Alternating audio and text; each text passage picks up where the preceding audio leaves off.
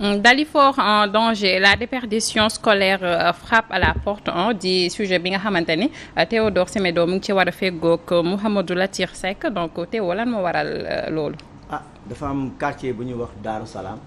foofu nga xam ne dafa polariser presque foofu Daaru Salaam boobu boo ko daanaka dañ fa bëggoon tabax école boobu avantage bi presque yeneen 8 quartiers. xale yi fa lañ war a jàngee. parce que Dalifort c'est l'une des communes les plus pauvres du département de Pikine. parce que après Djiddah Thiaroye Kaw étude wane na niveau de pauvreté bi nga xam ne moo am Dalifort. ce qui fait que plus ou moins xale yu bëri ci école privée yi école plutôt publique yi la ñuy jàngee. ci école publique yi benn moo fa am li ci des ay école associative yooyu plus ou moins ay li ñuy fayeeku bëriwul. parce que privé yi ñu parents yi amuñu moyen pour dem ci privé yi. léegi na ñu bëgg tabax école boobu def na presque depuis presque maanaam sous le magistère de du défunt ministre Idrissa Diallo. lañ bëggoon tabax école boobu. malheureusement dañoo ñëw ne c'était une zone inondable. je me rappelle à l'époque c'est ça qu'on disait. mais nag ironie du sort ñu ne zone inondable la ñu ñëw sax ba mu am ay arrêt d'escos ak yëpp ñu ne kenn du fi tabax. ñu ñëw nag ay promoteur ñëw ne bëgg nañ ko cafet toog ci suuf si. waaw mais doo ne fii zone inondable ba pare na ñëw bëgg ci toog. ñun c'est ça la préoccupation moo tax tey ñu dalal kii di Mouhamadou Latir Seck bi nga xam ne moo bokk ci kuréel bi nga xam ne ñooy défendre mooy kiiwu projet pour ñu mën a fa tabax école. Latir seen affaire bi doy na waar parce que mën nañ ne plus de 10 ans 15 ans affaire bi lan moo bloqué projet école bi parce que newoon nañ amoon na avis favorable autorité académique yi pour ñu defar école. amoon na avis favorable yeneen yi nga xam ne ñoo service demandement état bi lan moo tax tey mu am revirement bi nga xam ne tey ñu gis ne ñu nekk fii tamit c'est une zone inondable promoteur tamit ñëw ne tey moom foofu da koy récupérer. Voilà, merci beaucoup d'abord pour l'invitation. Je profite de cette occasion de saluer toute la population de Dalifort en général. waaye tamit mën nuyu ñi nga xam ne ñooy waa Daaru Salaam ñoom ñoo mooy yabal fii tey. Latir Seck coordonnateur du collectif des jeunes bu Daaru Salaam. question bi démarré wul foofu parce que il faut savoir contextualiser les faits comme ni nga ko waxee ndem si yàlla si le maire Idrissa Diallo moo njëkkoon posé acte boobu pour taxawal école élémentaire à Daaru Salaam. bu ñu nee Daaru Salaam dafa nekk zone boo xam ni maanaam ça regroupe 8 quartiers comme ni nga ko waxee des quartiers tellement populaires boo fa ñëwoon en pleine année scolaire sa yaram bi day daw. au moment où je vous parle. ñëwal Dalifort monsieur le maire bi mi ngi maye ay cours de vacances mais demal zone yi mu koy may yëpp doo si gis doomu Daaru Salaam mu fay jàng parce que tout simplement distance bi dafa sori ñun fi ñu dëkkee Daaru Salaam ak fi école yi nekk dafa sori voilà loolu mooy première kii boo xam ne bëggoon nañ ko signaler li waral loolu comme ni nga ko waxee rek Daaru Salaam dafa nekk zone boo xam ni moom moo dese espace foofu si Dalifort mooy l'unique zone boo xam ni tey projet bu Dalifort waroon a teg Daaru Salaam la koy teg Idrissa Diallo ñëw na fi ak l'idée boo xam ni bu rafet ñëpp saluer ko dañuy créer école publique mu nekkoon une demande sociale boo xam ni dëkk bépp ñoo koy jooytu à notre grande surprise tey zone Sama boobu mu ko choisiroon boo fa demee tey kër yaa ngi tabax kër lañ fa teg mu nekk loo xam ni population bépp a koy naqarlu tey la jeune maire ñëw Baye Diop Mamadou Mbengue di Baye Diop voilà ñëw moom tamit ànd ak équipe bam ñëw lancé programme bi ne Daaru Salaam dafa war a am école en pleine campagne ñun loolu ñu si xaw a gën a jaaxal en pleine campagne élection municipale lañ def pose de la première pierre mu ànd ak candidat maire de la ville de Pikine Abdoulaye Timbo ànd ak aussi l'ancien député honorable député Awaña ñoom ñëpp ñoo ñëw Daaru Salaam waa dëkk bépp teeru leen xamal ni lii demande sociale la parce que Daaru Salaam 8 quartiers la des quartiers tellement populaires boo xam ne amul benn ressource bu fa nekk amul benn ressource ñu démarré travaux yi en pleine campagne électorale yàlla def parti au pouvoir ñoom ñu gagné élection yi biñ gagné élection yi même pas un mois lañ ci teg liggéey wi taxaw ñu ñëw gis arrêt d'escos. D'accord. Voilà loolu moo waral indi problème yu métti yi parce que c'est la deuxième fois Daaru Salaam di dund yu mel noonu. est-ce que jéem ngeen xam lan moo tax ñu def ci arrêt d'escos boobu. waaw ñun jéem nañ ci wut ay renseignements mais d'après li ñu wax dañu ñu terrain bi dafa am ku ko moom du sax benn groupe du dara benn ant mais benn nit lañ ñu wax moo ko moom. benn nit la te nit kooku liñ ci gën a ñaawlu ci ay discours am chaque jour bu toogee daf ñuy won ni yor na numéro président de la république. kan la pël la nag waaw pël la bon. c'est un homme politique. non franchement du homme politique mais nag pël la te aussi li ñuy gën a déglu ci discours am. pël la sénégalais la. waaw sénégalais la. on ne fait pas de distinction ethnique. voilà toutes les ethnies se valent même bu nekkee pël. dëgg la nit c'est sénégalais la. moi j'ai des amis pël vraiment je vous salue maa ngi leen di nuyu de passage sax vraiment. mais li ñuy ñaawlu loolu la ñuy ñaawlu dañ ne. nit war na mën a am 5180 hectares. mètre carré bi nga xam ni moom la espace bi doon. nit war na ko mën a moom. loolu kenn weranteewu ko mais dañ ne l'intérêt général doit primer sur le particulier rawatina ñuy wax wàllu éducation. mais su dee yëfam la moo ko moom nag. waaw non côté boobu aussi man dama siy poser une question parce que tamit d'après les informations yi ñu am. moom dane dafa am ñu ko yoraloon ay bor. ñoom ñoo ko fay une partie si wàllu espace bi nga xam ni dañ ko choisir pour école. ñun loolu lañu am ci ay information te même bu dee moo ko moom sax mais gis nañ fi terre bi mu ñëwee dañoo. ma jaaxal. da ngeen a defoon pose première pierre wala. waaw parce que wax nga ko. fekkoon na Awaña mi ngi fa woon. ñoom ñëpp bokk ci nguur gi. moom moo nekkoon premier questeur bu assemblée. bokk na ci Abdoulaye Timbo. le maire de la ville. donc lan moo mën a indi changement boobu bu fekkente ne kooku tam ci ñoom la bokk. xëy na yor na numéro président changement boobu lan moo ko indi lan moo tax ñoom ci élection yi. ñu mën a mubboo askan wi fa nekk. askanu Daaru Salaam huit quartiers yi ngay wax noonu lan moo tax ñu mubboo leen après ñu bàyyi leen noonu. waaw loolu mooy question bi ñëpp di poser parce que Abdoulaye Timbo nekk na nit koo xam ni. Daaru Salaam tey moom mën na fa dugg si nii sans pour autant ànd ak gardien wala dara duñ ko xam. waa Daaru Salaam 8 quartiers yëpp xamuñu kan mooy. Ablaye déet waay kon c'est un maire impopulaire. franchement parler xamuñu kan mooy Ablaye Timbo. ah non c'est grave ah. malgré que ni. monsieur le maire. Ablaye Timbo dégg nga lu ñu wax waa askan Daaru Salaam nee na kenn xamul la Pikine maire de la ville boo xam ne kenn xamul la. loolu moom c'est très grave il faut aller à Daaru Salaam. la ville n'a pas de limite de territoire communal. loolu je t'appelle la décentralisation. juma la ko jàngal la ville n'a pas de limite de territoire communal. si tes administrés souffrent. da nga war a dem foofu seeti leen. waaw Ablaye Timbo il faut aller à Daaru Salaam tes administrés souffrent. mais foofu ñun ñii fa askan wi fa yeewoo ñun ñii.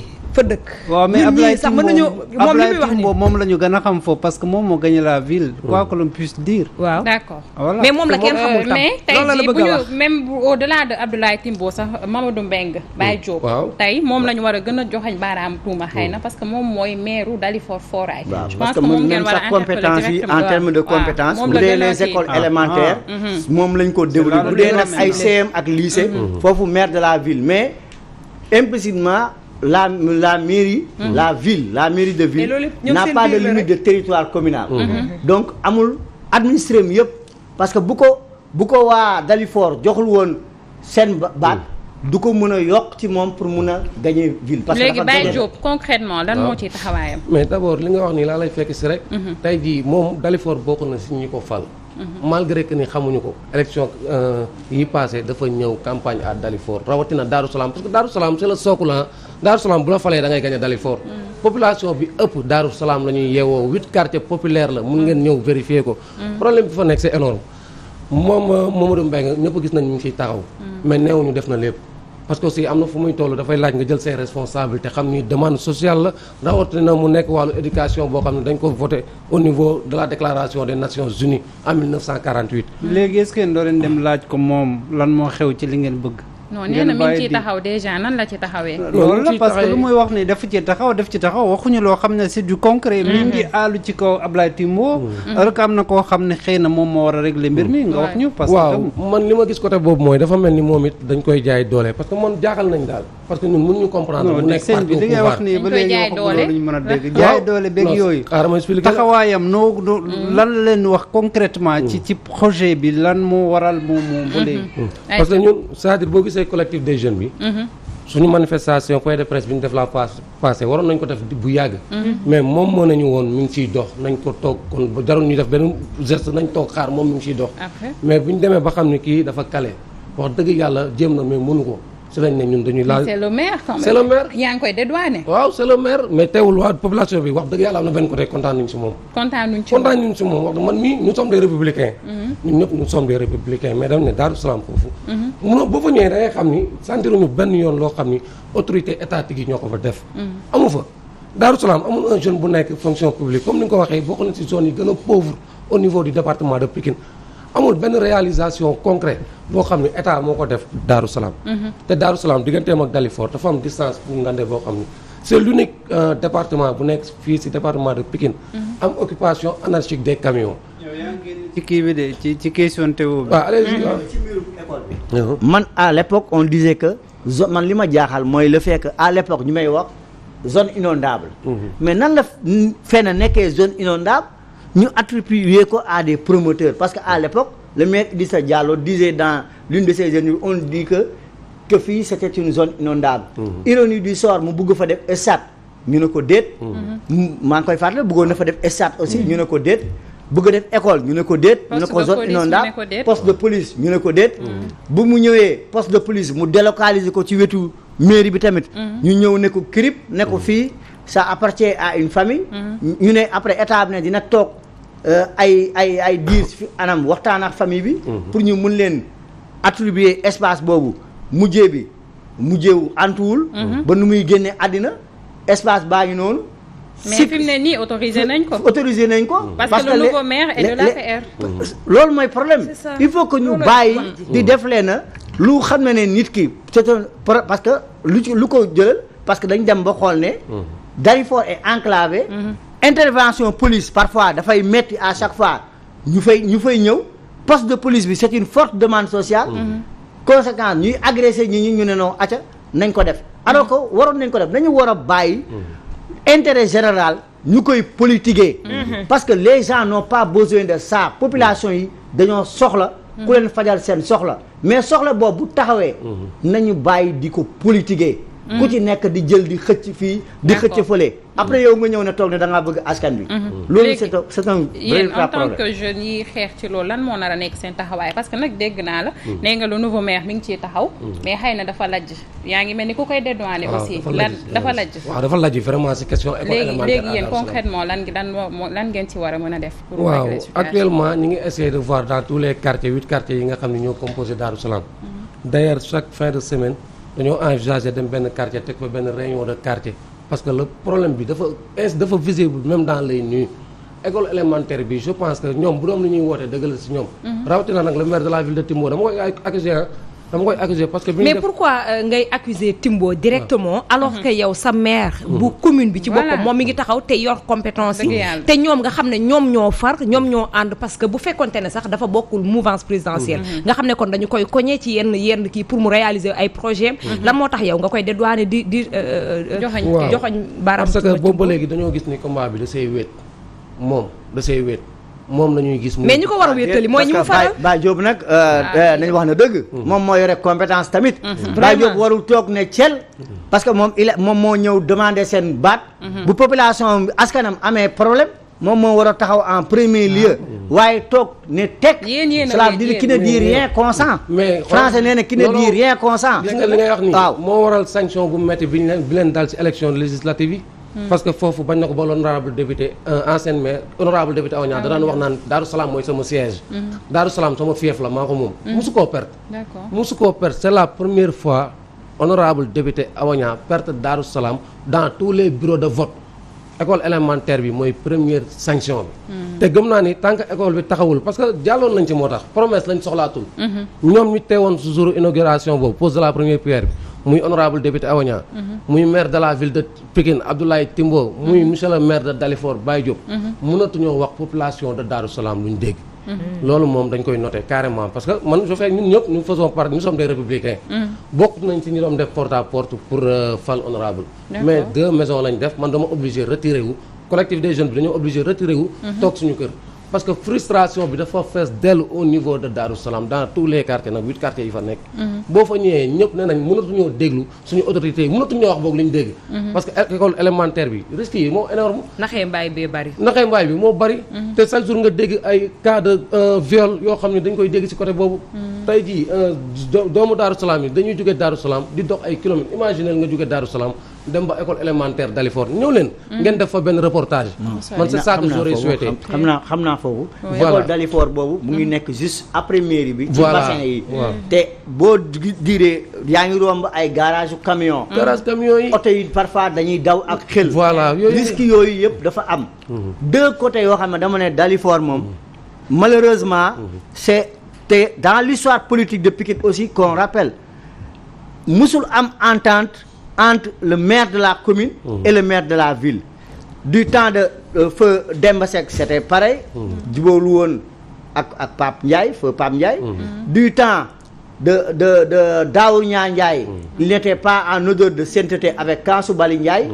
Du temps de Pape Sagna Mbaye aussi il n'était pas en odeur de sainteté avec feu Idrissa Diallo. Ce qui veut faire que tous les projets, malheureusement, Dalifort a été toujours lésé, je le dis haut et fort, dans les projets de développement du département de Pikine. kenn boolewu leen ci dara. mbirum mairie yi fa jaar yëpp en général loolu moo leen doon tey ñu parce que je crois que loo xam ne utilité publique. vraiment kenn waru ko politiser. nañ ko def loo xam ne dafay njëriñ ñëpp ku ci nekk gisi seen bopp. d'accord damay dolli ci lii Théo wax rek mais depuis loo ñu ngi wax parce que kenn laaju fa lycée kenn laaju fa université. lan lañ fay laaj mooy école élémentaire bu ñu ko waxee mooy école boo xam ne ay moominu yàlla ñoom ñoo fay jàngee. te yaakaar naa ne pour ñu wax li nga xam ne moom moo ñor askan bi moom mooy waxal xale yi nga xam ne ñoom ñoo yeewoo ci Daaru Salaam. 8 quartiers yi nga xam ne ñoom ñoo fa nekk xale yi tuuti yi nga xam ne ñoo fay yeewoo ñoom la ñuy laajal école élémentaire te ñoom nga ne ñoom ñooy génn biir quartier yooyu ci Daaru Salaam di dox ba école Dalifort bi nga xam ne tey jii ku xam foofu ni mu enclavé woo ak xale yi ak agression bi fa nekk ak li nga xam ne moom mooy danger yi xale yi di kii foofu yépp ñu ko mën koo toog di ko seetaan xale yi te yaakaar naa ne ngay kaasal mag sax mën na nekk mais ngay kaasal xale dafa nekk loo xam ne tam moom moo gën a mën a tax nit wala askan wi yépp àndandoo jóg taxaw te loolu lu ñu war a faj la ndax ay xale yu ndaw la ay xale yoo xam ne ni ñoom ngeen bëgg a seen sécurité nekk benn 8 quartiers yooyu ñu am fa benn école élémentaire boo xam ne xale suñu yeewootee seen kër yi dootuñu am benn ñàkk xel mu dal lu dul dem ci école bi jàng comme ni leen ko seen état war a defalee sax comme ni nga ko waxee parce que Dalifort nekk na zone boo xam ne banditisme dafay bëri bu ngeen seetaan ne temps yëpp ay ñi ngi teg ay panel pour lutter contre le banditisme mais Darou Salam c'est le pire au moment où je vous parle boo fa ñëwoon xale yi amuñu beneen préoccupation lu dul Seras malgré que ni Seras ñëpp mënuñu see tekki ñëpp arme la ñuy fooyee parce que dañoo tere gis deret xale yi loolu la ñu xam bu ñu fa jógee salle de jeu yi boo fa ñëwee en plein de année scolaire laa la wax salle de jeu yi day occupé du matin au soir carte xaalis bi xale yi loolu kese la ñu xam franchement parler éducation amul à Darou Salam ou bien l'éducation est devenue très chère ku fa sa doom amul xaalis doo jàng loolu moom ñun dañ ko yàgg naqarlu école privée yi bañ na ko ba léegi fa lañ def seen wutukaayu xaalis parce que au niveau de Darou Salam mën nañ compter presque 5 écoles privées yu fa nekk te foofu comme ni nga ko waxee quartier bu pauvre la gisuñu fa kenn koo xam ne day taxaw appuyer xale yi campagne électorale ba campagne électorale la ñuy gis autorité étatique yi te li ñu gën a jaaxal mooy dafa mel ni dafa am benn complice parce que man mënuma concevoir jamono Idrissa Diallo mën nañoo wax ni c'était un opposant bon pour des raisons de politique mën nañu ko cogner mais yow monsieur le maire Baye Diop non mais même bu nekkee opposant il a une voix délibérative des populations lu war a tabax nga ne mun bul neen mun nañ ko comprendre opposant su fekkee dafa war a defar tey mu askan bi fal ko mu war a defar état bi moo ko war a accompagner parce que la mairie est un démembrement de l'état ça moom mais il faut pas dire ça non c'est-à-dire boo gisee ma wax la loolu parce que tamit c'est la réalité foog ñu oser nangu ko parce que tey Dalifort amul dara comme ni nga ko waxee aire de jeu par exemple marché poisson bi recette yëpp dañ ko jëlewoon dindi ko ci loxo Dalifort quand Idrissa Diallo était là-bas pour des raisons non dañ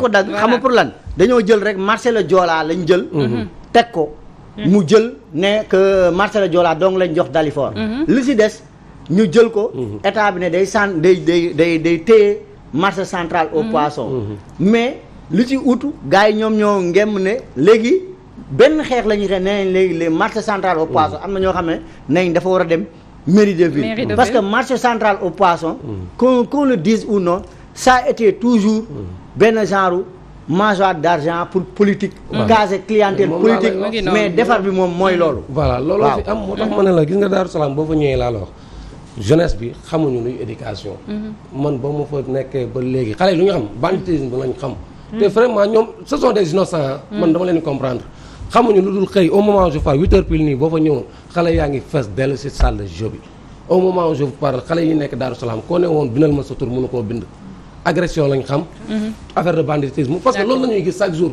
donc ñun ñu ngi ciy woo COSYDEP COSYDEP bi nga xam ne day yëngu si wàllu éducation mu xam ni l'éducation souffre à Darou Salam wax dëgg yàlla loolu it ñu ngi ko si woo ñoom it gis nañ liggéey bi nga xam ne ñu ngi ko def si wàllu éducation nañ ñëw xool d'abord lay réalité yi fa nekk loolu bokk na si li ñuy njëkk a nakam. D'accord. Pour terminer ban message nga jox xëy na lu monsieur le maire de la ville de Dalifort Foirail.